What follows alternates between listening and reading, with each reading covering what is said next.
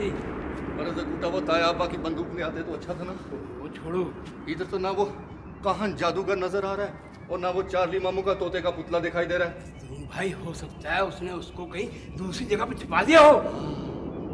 मैं इसमें देखता हूँ। ऐसे ना हाथ लगाना, कुछ जादू भी हो सकता है। जकूटा डराता क्यों है? देखो देखो, आराम से देखो।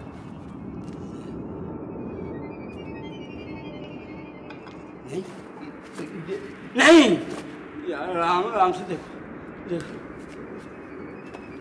हाथ पकड़ के रख।